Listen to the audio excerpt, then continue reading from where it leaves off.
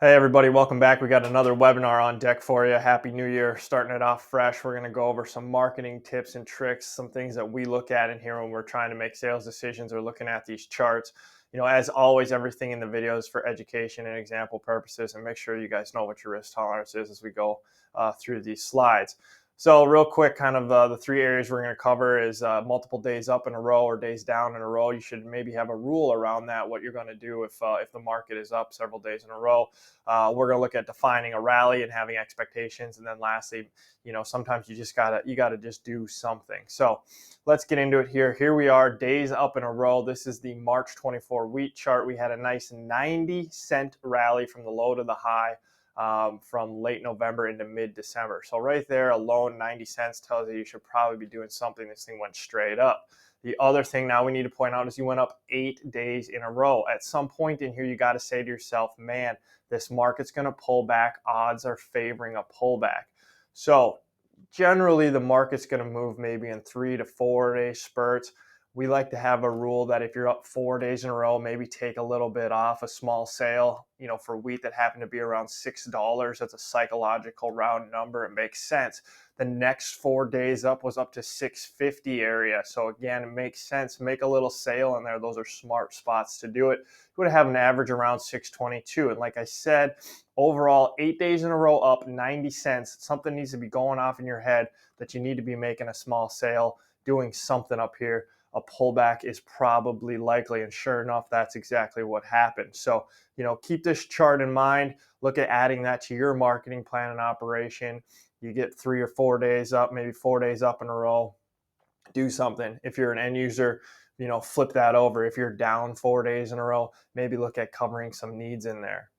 All right, let's go over to defining a rally. Corn here, this is your March corn chart. March corn is broken into new lows for the contract moving here today. For us now, we've had guys calling, hey, where do you think corn, or I'm going to sell in a rally, or where's corn going to rally to? I mean, we don't know, but we need to set expectations and to define a rally. So if corn were to rally from today's low at like 462 now up to 480, that's an 18-cent rally. That's a good move. You have the 50-day coming down and you have a resistance level there. So for us, that's a rally we're going to reward. Some of you might have define a rally back to 5. That's fine. Just have some expectations. For us, 480 is a reasonable rally expectation to make a sale. Keep in mind now, carrying over from the other slide here, corn is about to be down 4 days in a row. So if you're an end user, you might want to look at some of your options out there that are available to you. Lastly, wrapping this all up, guys, it's about doing something.